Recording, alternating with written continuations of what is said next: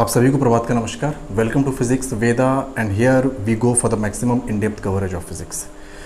जैसा कि पिछले लेक्चर में हमने कवर किया था the motion of an electron inside a conductor, और वहाँ पे हमने खास बात क्या देखी थी कि उस कंडक्टर के अक्रॉस कोई भी electric field, external electric field apply नहीं किया गया था। अब देखिए यहाँ पे कहानी कुछ अलग है। हेडिंग हमने वही रखा है, motion of electron inside a conductor, but यहाँ पे आप एक चीज नोटिस कर लेंगे, एक चीज यहाँ पे नोट कर लेंगे आप, व्हेन एक्सटर्नल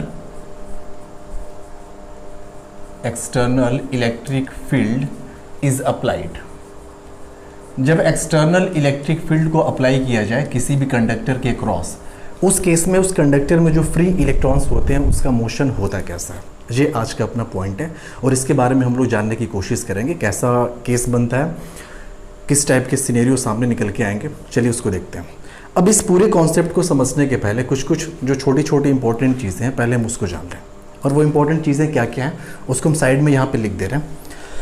पहली इंपॉर्टेंट चीज़ ये कि जैसे आपने क्लास 9th में पढ़ा होगा लॉ ऑफ मोशन में, न्यूटन्स लॉ ऑफ मोशन में, उसमें आपने ये पढ़ा था कि जैसे कोई भी बॉडी हो, अगर लेट्स से कि ये m मास की कोई बॉडी है और इस पे एक एक्सटर्नल फोर्स F अप्लाई किया गया, तो जब भी बॉडी के ऊपर एक्सटर्नल फोर्स अप्लाई होता है तो बॉडी के अंदर एक्सेलरेशन प्रोड्यूस होता है, एक्सेलरेशन डेवलप होता है in the direction of force, यानी बॉडी एक्सेलरेट होगी in the direction of external net force. आप बोलिए तो ज़्यादा बेहतर होगा, तो आप बोलेंगे इसके अंदर जो भी एक्सेलरेशन होगा उस एक्सेलरेशन की वैल्यू हो जाएगी A is equals to F divided by M।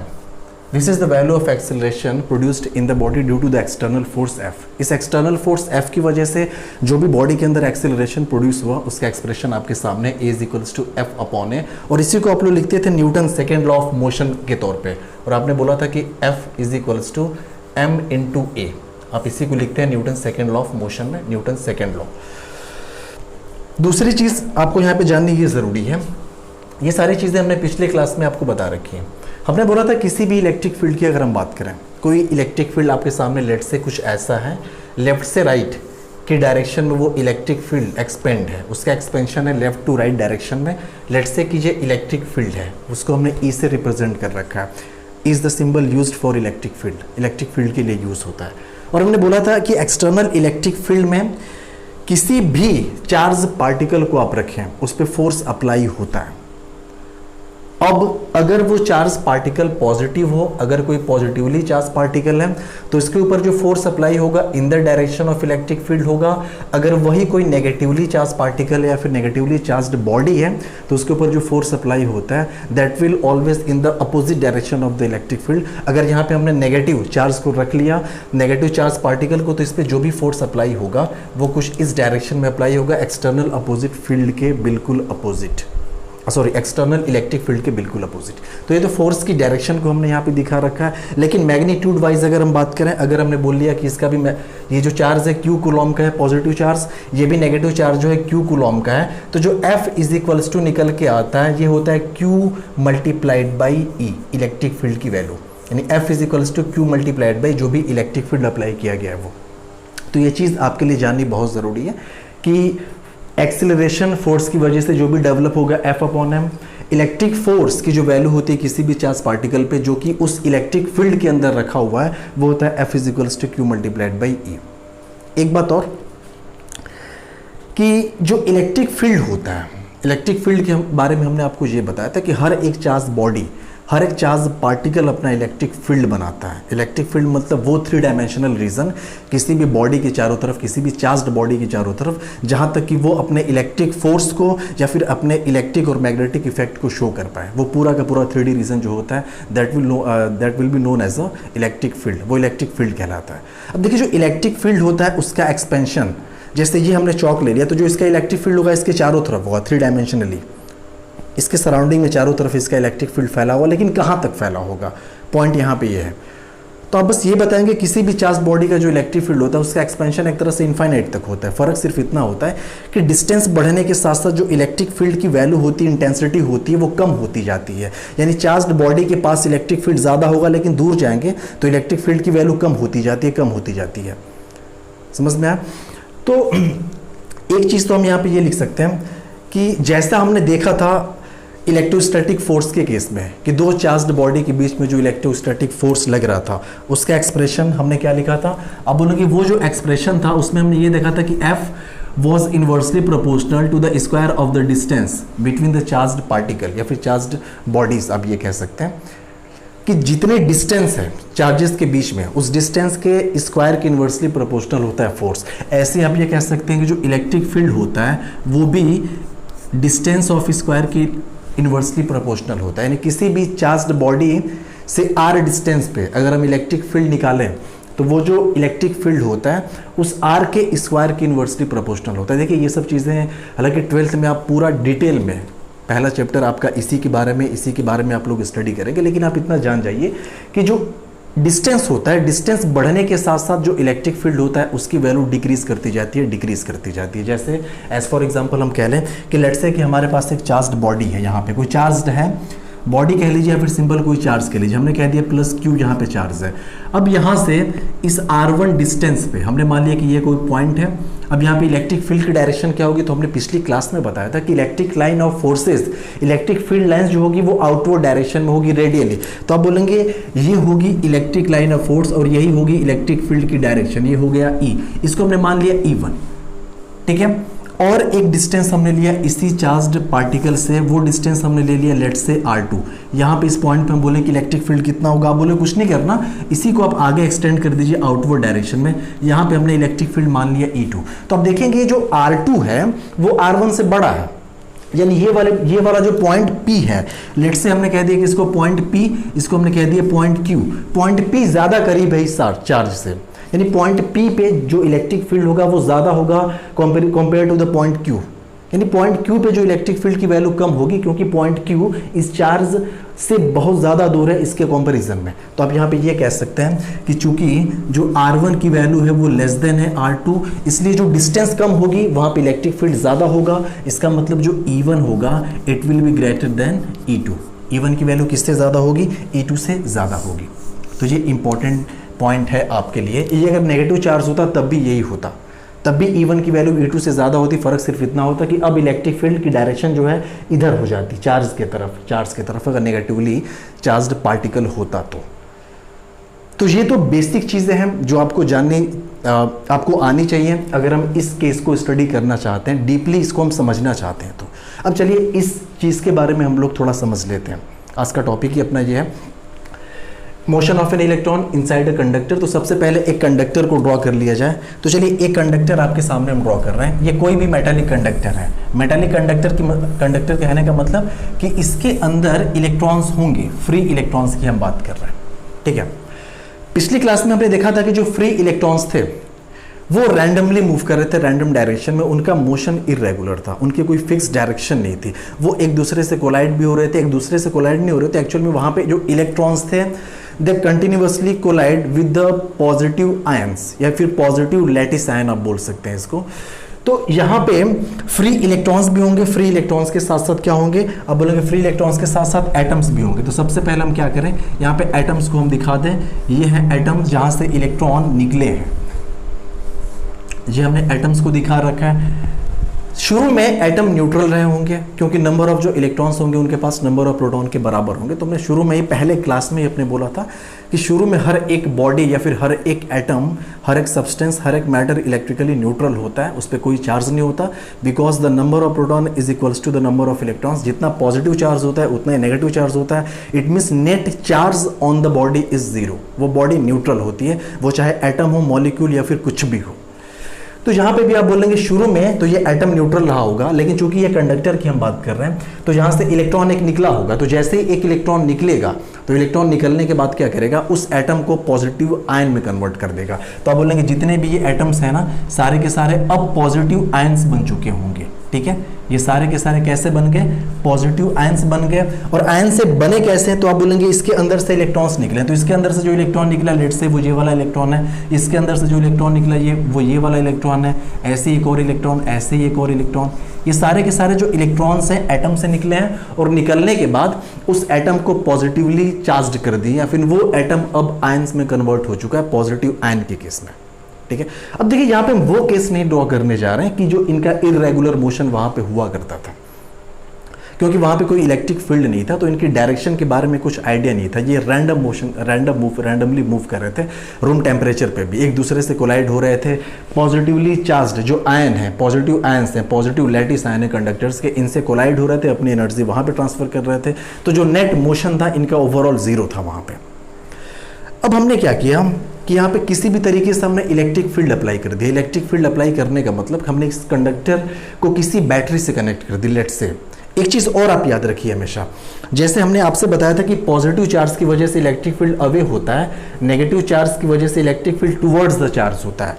आप इसको ध्यान दीजिए यहाँ पे, जैसे ये अगर पॉजिटिव चार्ज है तो इस चार्ज की वजह से अगर यहाँ पे इलेक्ट्रिक फील्ड हम पूछें कि उसकी डायरेक्शन क्या होगी, तो आप बोलेंगे अवे होगी, यानी दूर, यानी ये हो गया इलेक्ट्रिक फील्ड। हम कहें कि यही अगर कोई नेगेटिव चार्ज है, इसकी वजह से इस पॉइंट पे इलेक्ट्रिक फील्ड की डायरेक्शन बताओ, तो आप बोलेंगे टुवर्ड्स द चार्ज होगी, कुछ ऐसे। लेकिन यही पेयर ऑफ चार्ज अगर होगा, दो चार्ज होंगे, एक प्लस होगा और दूसरा माइनस, नेगेटिव चार्ज है, तो हमेशा जो इलेक्ट्रिक फील्ड होगा वो प्लस से माइनस की तरफ होता है। बात समझ में आई? इलेक्ट्रिक फील्ड की डायरेक्शन प्लस से माइनस की तरफ होता है। तो यहाँ पर भी एक हम एक्सटर्नल इलेक्ट्रिक फील्ड अप्लाई करने जा रहे हैं, और वो अप्लाई करने का तरीका क्या है, तो आपने कहा कि इसको हम क्या करेंगे ना, एक बैटरी से कनेक्ट कर देंगे। एक बैटरी हमने लिया, वहाँ से दो वायर निकालें, और दोनों वायर से हमने क्या कर दिया कि कंडक्टर के दोनों टर्मिनल्स को हमने जोड़ दिया।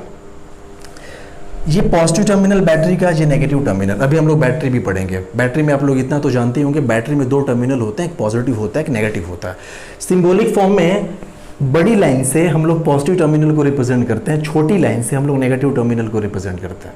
तो जैसे ही हमने इस कंडक्टर को एक बैटरी से कनेक्ट किया, तो आप बोलेंगे चूंकि ये कंडक्टर को हम कह दें, लेट से ये कंडक्टर था ए बी एक आपके सामने कंडक्टर था, तो आप बोलेंगे जो ए टर्मिनल है इस कंडक्टर का, ये चूंकि बैटरी के पॉजिटिव टर्मिनल से कनेक्ट है, इसलिए अब यहाँ पर प्लस लिख सकते हैं। आप बोलेंगे चलिए यहाँ पे हमने क्या कर दिया, प्लस लिख दिया। ये जो बी टर्मिनल है वो बैटरी के नेगेटिव से कनेक्ट है, तो आप बोलेंगे यहाँ पे हमने क्या कर दिया, माइनस लिख दिया। अब देखिए यहाँ पे प्लस, यहाँ पे माइनस, तो आप बोलेंगे अब तो यहाँ पे कंडक्टर के अक्रॉस एक इलेक्ट्रिक फील्ड डेवलप होगा, and the direction of electric field will be towards negative terminal, या फिर आप ये कह सकते हैं from positive to negative terminal. तो इलेक्ट्रिक फील्ड को आपने ऐसे दिखा दिया, यहाँ पे उसकी डायरेक्शन की हम बात कर रहे हैं। तो ये रहा आपका इलेक्ट्रिक फील्ड ई, जो कि प्लस से माइनस की तरफ हमने दिखा दिया, और इसी चीज़ को हमने यहाँ पे आपको दिखा रखा है कि जब भी पेयर ऑफ चार्ज होते हैं तो हमेशा इलेक्ट्रिक फील्ड पॉजिटिव चार्ज से नेगेटिव चार्ज के टुवर्ड्स होता है। ये बात क्लियर है यहाँ तक? चलिए आगे बढ़ते हैं। अब आप बोलेंगे कि इसके अंदर ये इलेक्ट्रिक फील्ड जो है इस कंडक्टर के अक्रॉस अप्लाई हुआ है, ये इलेक्ट्रिक फील्ड प्लस से माइनस की तरफ कंडक्टर के अक्रॉस अप्लाई हुआ है। यानी कि हम ये कह सकते हैं कि ये सारे के सारे जो इलेक्ट्रॉन हैं अब एक इलेक्ट्रिक फील्ड के इन्फ्लुएंस में है, अब एक इलेक्ट्रिक फील्ड के अंदर आ चुके हैं, अब इन पे फोर्स लगेगा। ये तो बात जाहिर सी है कि जब भी कोई चार्ज पार्टिकल, चार्ज बॉडी किसी इलेक्ट्रिक फील्ड में होती है तो उसके ऊपर फोर्स लगता है। ये फोर्स, इलेक्ट्रिक फोर्स ये वाला जो हमने अभी बताया, अगर पॉजिटिव चार्ज है तो फील्ड की डायरेक्शन में फोर्स लगता है, अगर नेगेटिव चार्ज है तो फील्ड के अपोजिट डायरेक्शन में फोर्स लगता है। तो यहाँ पर देखिए दो टाइप के चार्ज हैं। आप बोलेंगे एक तो इलेक्ट्रॉन्स हैं, और इलेक्ट्रॉन के साथ साथ दूसरे जो हैं ये पॉजिटिव लैटिस आयंस हैं, जिसको छोड़ के इलेक्ट्रॉन्स ये निकले हैं। तो चलिए इसको हम थोड़ा यहाँ पे हमने क्या किया, एक अलग से इलेक्ट्रॉन को दिखा रखा है, और यहाँ पे हमने एक पॉजिटिव लैटिस आयन को दिखा रखा है। जैसा एक इलेक्ट्रॉन के साथ होगा वैसा ही सारे इलेक्ट्रॉन के साथ हो रहा होगा, जैसा एक पॉजिटिव आयन के साथ होगा वैसे ही सारे पॉजिटिव आयंस के साथ हो रहा होगा। तो आप बोलेंगे इस पे इलेक्ट्रॉन पे फोर्स लगेगा opposite to the direction of electric field. Electron पे किधर फोर्स लगेगा, opposite to the direction of electric field. तो इलेक्ट्रिक फील्ड लेफ्ट से राइट में है, तो आप बोलेंगे इस पे फोर्स लगेगा कुछ ऐसे, राइट से लेफ्ट में, अपोजिट डायरेक्शन में। पॉजिटिव चार्ज पे फोर्स लगेगा in the direction of electric field, electric field left से राइट में है तो इस पे भी फोर्स लगेगा लेफ्ट से राइट में। और उस फोर्स की जो वैल्यू होगी आप बोलेंगे वो फोर्स होगा F is equals to Q multiplied by E होता है, यानी charge multiplied by electric field.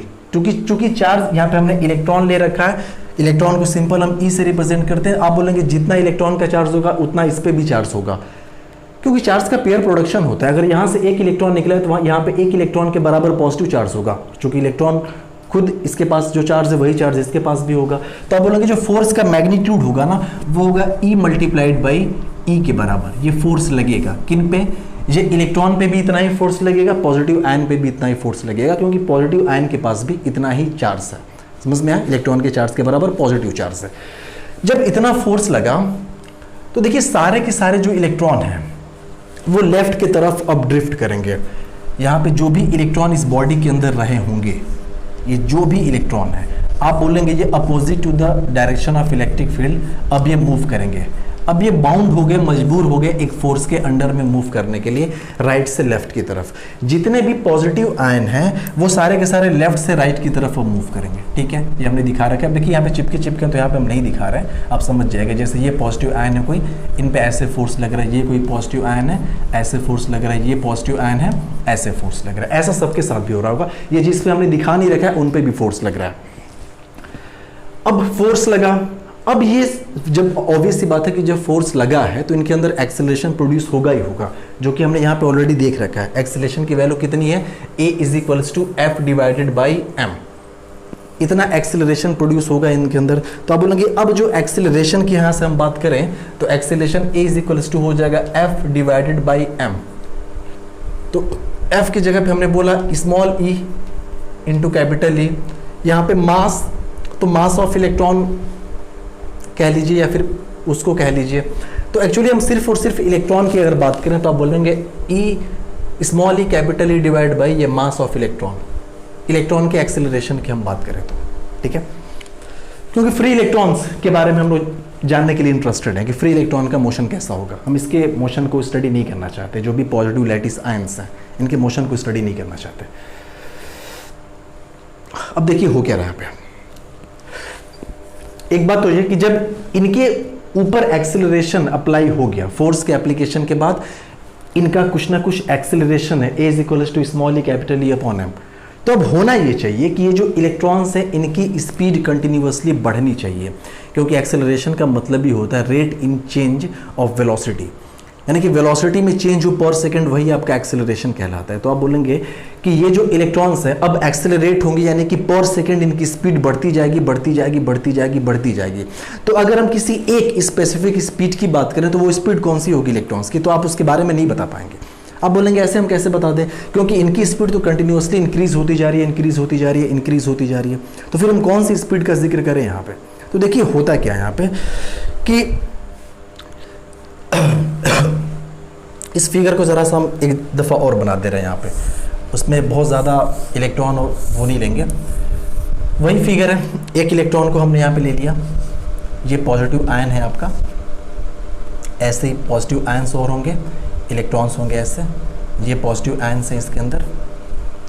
ये इलेक्ट्रॉन सपोज करिए लेफ्ट की तरफ मूव कर रहे हैं, हम चलो यहाँ पे मान लेते हैं फिलहाल कुछ देर के लिए, चलो यहाँ भी लेफ्ट की तरफ ही मान रहे हैं, मूव कर रहे हैं। ये इलेक्ट्रॉन ऐसे मूव कर रहा है, ठीक है, यहाँ पर भी कोई इलेक्ट्रॉन था, ये भी ऐसे मूव कर रहा है, यहाँ पर भी कोई इलेक्ट्रॉन रहा होगा, ये ऐसे मूव कर रहा है, ठीक है, ये इलेक्ट्रॉन भी ऐसे मूव कर रहा है, सारे के सारे राइट से लेफ्ट की तरफ मूव कर रहे हैं due to the application of this force F = small E multiplied by capital E। तो जैसे ही फोर्स अप्लाई होगा ये एक्सेलरेट होंगी, इनकी स्पीड बढ़ेगी, और जैसे ही इनकी स्पीड बढ़ेगी तो एक सर्टेन लिमिट तक स्पीड आते आते होगा क्या कि ये जो पॉजिटिव लैटिस आयन से इनसे टकरा जाएंगे, और जैसे ही कोलिजन होगा फिर से इनकी स्पीड क्या हो जाएगी, जीरो। स्पीड जीरो होगी, लेकिन फोर्स जीरो नहीं हो रहा है, फोर्स से कंटिन्यूअसली एक्ट होता जा रहा है। तो जैसे स्पीड जीरो होगी फिर से वो एक्सेलरेट होना शुरू होंगे, एक्सेलरेट होंगे तो पता चला कि अभी यहाँ इससे टकराया, फिर आगे चल के इससे हो सकता है टकरा जाए, फिर यहाँ से निकले तो यहाँ पे कोई पॉजिटिव आयन होगा उससे आके टकरा जाए। तो ये प्रोसेस कंटिन्यूअसली होता जाता है, यानी कि इलेक्ट्रॉन मूव करना शुरू किया, उसकी स्पीड इंक्रीज हुई एक्सेलरेशन की वजह से, जैसे ही इंक्रीज हो गई रास्ते में कोई पॉजिटिव लैटिस आयन मिल गया, उसे पॉजिटिव आयन जो एटम वाला था वो उस पॉजिटिव आयन से टकराने के बाद उसकी स्पीड जीरो हो गई, फिर से एक्सेलरेट हुआ, जैसे ही कुछ देर ट्रेवल किया फिर से टक्कर हुई, फिर से उसकी स्पीड जीरो हो गई। तो ये प्रोसेस कंटिन्यूअसली चलता रहता है और इलेक्ट्रॉन्स की स्पीड एक सर्टेन लिमिट से ज़्यादा हो नहीं पाती। समझ में आया? तो एक कोलिजन से दूसरे कोलिजन के बीच का जो टाइम इंटरवल होता है और साथ ही साथ जो उसके बीच की डिस्टेंस होती है, डिस्टेंस को तो हम लोग जैसे आगे चल के आप देखेंगे कि नाम उसको कई तरह से उसको डिफाइन किया जाता है, उन सब चीज़ों में हम लोग इंटरेस्टेड नहीं। बस आप यहाँ पे इतना समझ लीजिए कि इनकी स्पीड कंटिन्यूअसली नहीं बढ़ पाती, उसके पीछे एक रीज़न होता है, ये due to the continuous collision between electrons and positive lattice ion. अगर ये कोलिजन नहीं होता तो फिर इन इलेक्ट्रॉन्स की स्पीड बढ़ती जाती और कहाँ तक बढ़ती उसके बारे में आप अंदाज़ा नहीं लगा पाते। ये टक्कर होती है, टक्कर होने के बाद ये अपनी एनर्जी को लूज कर देते हैं, फिर से इस फोर्स की वजह से बॉडी में एक्सेलरेशन प्रोड्यूस होता है, फिर से स्पीड बढ़ती है और फिर से क्या होता है, ये मूव करते हैं, फिर से तब तक जाके आगे टकरा जाते हैं। एक टक्कर से दूसरे टक्कर के बीच की जो टाइम होता है, जो टाइम इंटरवल होता है, उसको हम बोलते हैं रिलैक्सेशन टाइम, क्योंकि इलेक्ट्रॉन को रिलैक्स करने के लिए उतना टाइम मिला है। जैसे ही एक कोलिजन यहाँ पे हुआ, ये इलेक्ट्रॉन गया यहाँ इससे टकराया, अब टकराने के बाद स्पीड 0 हो गई, फिर से ये स्पीड अपनी बढ़ाएगा बढ़ाएगा बढ़ाएगा और एक सर्टेन वेलोसिटी, सर्टेन स्पीड तक आते आते फिर से टक्कर हो जाएगी। तो दो कंटिन्यूअस कोलिजन, सक्सेसिव कोलिजन के बीच का जो टाइम होता है उसको रिलैक्सेशन टाइम बोलते हैं। समझ में आया? और जो इनकी स्पीड होती है ये एक सर्टेन लिमिट तक ही रह जाती है, यानी कि ये कंटिन्यूअसली फ्लो नहीं कर पाते इसके अंदर, ये सिर्फ ड्रिफ्ट करते हैं। ड्रिफ्ट करने का मतलब मूव करके गए, टक्कर हुई, रुक गए, फिर धीरे धीरे मूव करके गए, फिर टक्कर हुई, रुक गए, फिर मूव करना शुरू किया, स्पीड बढ़ी, तब तक टक्कर हो गया। ये उसमें ड्रिफ्ट करते रहते हैं स्लोली स्लोली स्लोली, और उनकी जो ड्रिफ्ट स्पीड होती है वो आपके लिए जरूरी है जानना। ड्रिफ्ट स्पीड उसको VD से रिप्रेजेंट करते हैं, that is 10⁻⁴ metre per second. This is a drift speed या drift velocity of the free electron inside the conductor when external electric field is applied. जब एक्सटर्नल इलेक्ट्रिक फील्ड अप्लाई की गई है तब की हम बात कर रहे हैं। ठीक है, ये तो आप समझ गए। बाकी हमने पिछले केस में देखा था, हमने बोला था कि जब कोई इलेक्ट्रिक फील्ड नहीं होता तो थर्मल एनर्जी की वजह से रूम टेम्परेचर पे इन इलेक्ट्रॉन्स के पास इतनी एनर्जी होती है कि ये रैंडमली मूव करते रहते हैं। किधर मूव करेंगे उसका कोई अता पता नहीं है, वो किधर भी मूव कर सकते हैं, लेकिन वो जो उनकी स्पीड होती है बहुत ज़्यादा होती है, और वो जो एवरेज स्पीड उनकी निकल के आ रही थी वो एवरेज स्पीड V = था 10⁻⁶ मीटर पर सेकेंड। ये एवरेज स्पीड ऑफ इलेक्ट्रॉन होता है और ये ड्रिफ्ट स्पीड ऑफ इलेक्ट्रॉन होता है। तो आप बस एक बात हमेशा याद रखिए, किसी भी कंडक्टर के अंदर जब भी कंडक्टर में करंट फ्लो कर रही है या फिर आप बोलेंगे कंडक्टर के क्रॉस इलेक्ट्रिक फील्ड अप्लाई किया गया है, तो जो उसके अंदर इलेक्ट्रॉन्स होते हैं, जो चार्ज कैरियर्स होते हैं, देखो एक और नाम इनको दिया गया चार्ज कैरियर, क्योंकि ये चार्ज के कैरियर है, चार्ज को लेके मूव कर रहे हैं कंडक्टर के अंदर। ये सारे के सारे चार्ज कैरियर जो होता है वो कंटिन्यूअसली मूव नहीं करते, ये रुक रुक के ड्रिफ्ट करते हैं, ड्रिफ्ट करते हैं, ड्रिफ्ट करते हैं। अब देखिए इसके एग्जांपल अगर आपको समझाना हो तो हम कैसे समझाएं। जैसे मान लीजिए कि कोई इंक्लाइंड प्लेन है आपके सामने, ऐसे उस इंक्लाइंड प्लेन पे आपने क्या किया, कीलें गाड़ रखी हैं, और कीलें गाड़ने के बाद आप क्या कर रहे हैं कि यहाँ से एक बॉल को रोल करा रहे हैं। जैसे ही बॉल रोल करके आया, एक कील से उसकी टक्कर होगी, टक्कर होने के बाद फिर से वो लुढ़कना शुरू करेगा, स्पीड उसकी बढ़ेगी, तब तक फिर टक्कर हो जाएगी, फिर लुढ़कना शुरू करेगा, फिर स्पीड बढ़ी, तब तक फिर टक्कर हो गया। यानी कि उसकी स्पीड एक सर्टेन स्पीड से ज़्यादा क्रॉस नहीं हो पा रही है। तो यहाँ पर भी कुछ ऐसा ही है, ये कंटिन्यूअस कोलिजन होता रहता है, इस कोलिजन की वजह से इनकी स्पीड बढ़ नहीं पाती। तो ये ड्रिफ्ट स्पीड है जिस स्पीड के साथ कंडक्टर के अंदर इलेक्ट्रॉन मूव करते हैं, एनर्जी को लेके मूव करते रहते हैं और करंट फ्लो होती है। और देखिए यहीं से इलेक्ट्रिक करंट का भी कॉन्सेप्ट इन्वॉल्व होता है। इलेक्ट्रिक करंट को हम कैसे डिफाइन करते हैं, the flow of charge per unit time, या फिर the rate of flow of charge. तो इलेक्ट्रिक करंट को भी आप चाहें तो यहाँ पे उसकी डेफिनेशन, चलिए हम यहाँ पे लिख दे रहे हैं, ये कोई अलग चीज़ नहीं है, आप इसको बस यहाँ से समझ जाइए कि अगर हम सिंपल बात करें करंट की, तो करंट को आप यहाँ से डिफाइन कर सकते हैं। करंट को हम लोग रिप्रेजेंट करते हैं I से, तो I = हो जाएगा, या फिर इसकी डेफिनेशन हम क्या बोलेंगे, the rate of flow of charge, the rate of flow of charge, यानी चार्ज के फ्लो होने का जो रेट होता है दैट इज कॉल्ड करंट, या फिर फ्लो ऑफ चार्ज पर सेकेंड या flow of charge per unit time is called current. तो इसका जो एक्सप्रेशन होगा I = ये होता है charge divided by time. I = कितना हो जाएगा, चार्ज डिवाइडेड बाई टाइम। और साथ ही साथ जो इसकी यूनिट होगी, देखिए वो इंपॉर्टेंट है, जो करंट की यूनिट होती है ये होती है एम्पियर, AMPER, एम्पियर, जिसको कि हम कैपिटल A से रिप्रेजेंट करते हैं। चार्ज की यूनिट हम लोग ऑलरेडी देख चुके हैं, कूलॉम्ब होता है। टाइम की यूनिट आपकी सेकंड होती है, या फिर करंट की यूनिट आप ये भी कह सकते हैं कूलॉम्ब पर सेकंड, या फिर इसको आप बोल सकते हैं कूलॉम्ब पर सेकंड। ये भी एक यूनिट हो गई इलेक्ट्रिक करंट की। तो ये जो हम बात कर रहे हैं इलेक्ट्रिक करंट की, एक्चुअल में ये एवरेज करंट है। एवरेज करंट क्यों है, क्योंकि यहाँ पे जो स्पीड ली गई है ये एवरेज ली गई है इलेक्ट्रॉन की, ड्रिफ्ट स्पीड। तो ड्रिफ्ट स्पीड ये एवरेज है। एक बात आप और याद रखिए, ये जब भी हम किसी बैटरी की वजह से सर्किट में करंट को स्टडी करते हैं तो वो जो भी करंट होती है वो डायरेक्ट करंट कहलाती है, डीसी करंट। आगे हम लोग पढ़ेंगे डीसी और एसी में फ़र्क होता क्या है, ठीक है।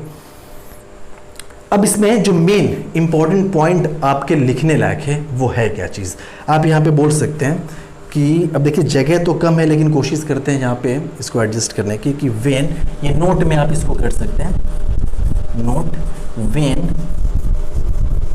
External electric field is applied when external electric field is applied across a conductor या metal, across a conductor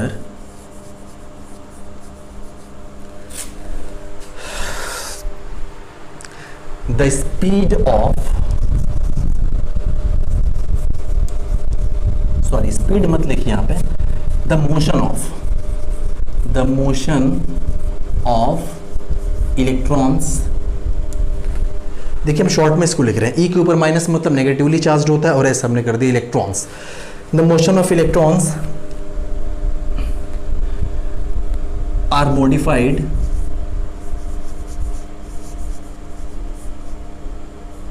modified in such a way that they drift slowly with speed Vd is equals to 10 to power minus 4 metre per second. तो ये जो main हमने figure यहाँ पे आपको बना रखा है उसका ये निचोड़ है। आई थिंक कि आपको ये सब चीज़ें समझ में आ रही होंगी। अब इसके बाद हम लोग एंटर करेंगे जो भी ओम्स लॉ है, ओम्स लॉ के बाद रेजिस्टेंस, बैटरी के जो कॉन्सेप्ट्स हैं। तो इस पूरे कंडक्टर में हमने क्या देखा कि जो इलेक्ट्रॉन है वो लेफ्ट की तरफ मूव कर रहे हैं, इलेक्ट्रॉन जो है लेफ्ट की तरफ मूव कर रहे हैं, यानी ये जो है इलेक्ट्रॉन का मोशन है। और हमेशा फिजिक्स के अंदर जो कन्वेंशनल करंट की डायरेक्शन होती है वो इलेक्ट्रॉन के डायरेक्शन के अपोजिट ली जाती है। तो इलेक्ट्रॉन अगर राइट से लेफ्ट में मूव कर रहे हैं तो आप बोलेंगे तब तो जो करंट हम यहाँ पे अज्यूम करेंगे वो करंट लेफ्ट से राइट में जा रही होगी। करंट को हमने आई से रिप्रेजेंट कर रखा है, इसलिए हम कहते हैं कि इलेक्ट्रॉन ऐसे आ रहा है, ऐसे आ रहा है, ऐसे आ रहा होगा। फिर से ये देखो इलेक्ट्रॉन है लेकिन करंट जस्ट इसके अपोजिट डायरेक्शन में ऐसे निकली होगी, ऐसे निकली होगी, ऐसे गई होगी। इसका मतलब करंट हमेशा बैटरी के पॉजिटिव टर्मिनल से निकलती है और फिर ऐसे कंडक्टर के थ्रू होते हुए, कंडक्टर हो या फिर आगे चल के देखेंगे इसको रजिस्टर वगैरह लगा दिया जाता है, ऐसे फिर से नेगेटिव टर्मिनल में एंटर हो जाती है। एक बात आप हमेशा याद रखेंगे जो सबसे बहुत ज़्यादा इंपॉर्टेंट है कि बैटरी के पॉजिटिव टर्मिनल से जितना करंट निकलती है फाइनली बैटरी के नेगेटिव टर्मिनल में वो करंट आती ही आती है। बीच में चाहे आप कुछ भी लगा दीजिए, कितने भी कॉम्बिनेशन ऑफ रजिस्टर्स लगा दीजिए, बल्ब लगा दीजिए, फैन लगा दीजिए, टीवी, फ्रिज, कूलर, कुछ भी लगा दीजिए, बैटरी के पॉजिटिव टर्मिनल से जो करंट निकली है फाइनली घूम के बैटरी के नेगेटिव टर्मिनल पे उतनी ही करंट आएगी। ठीक है, तो ये चीज़ यहाँ पे आपके लिए जानने की चीज़ थी। अगर आपको ये चीज़ें समझ में आई तो प्लीज़ आप इस चीज़ को शेयर करें अपने फ्रेंड्स के साथ ताकि इसका बेनिफिट्स काफ़ी लोगों को हो सके। और प्लीज़ आप लोग कमेंट ज़रूर करें, कमेंट में आप लोग हमें कम से कम ये बताएं कि आपको क्या चीज़ें हैं जो समझ में नहीं आ रही हैं, कहाँ पे इम्प्रूवमेंट की ज़रूरत है। ये सब चीज़ें हमें पता होनी चाहिए बेहद कि आपको ये सब चीज़ें समझ में आ रही हैं कि नहीं आ रही हैं। हम चाहते हैं कि बेसिक से आपको चीज़ें समझ में आए, आपको सिर्फ और सिर्फ डेफिनेशन याद कराना, रटाना ये हमारा मोटिव नहीं है, ये हमारा टारगेट नहीं है। डेफिनेशन आप बुक से याद कर सकते हैं, बुक से याद करके आप एग्ज़ाम में अच्छे मार्क्स भी ला सकते हैं, लेकिन जो फील करने की बात है वो आप फिजिक्स को फील तब नहीं कर पाएंगे। इसलिए हमें देखिए इसको समझाने के लिए जो बेसिक चीज़ें हैं, जो चीज़ें पूछी जा सकती हैं वो चीज़ें हमने पहले ही आपको बता दी। जिस चीज़ का यूज़ इसमें हालांकि हुआ है। तो चलिए अब आगे हम लोग देखेंगे बैटरी का थोड़ा सा कॉन्सेप्ट और बैटरी के बाद हम लोग आगे बढ़ेंगे ओम्स लॉ पे, जो कि सबसे ज़्यादा इंपॉर्टेंट है।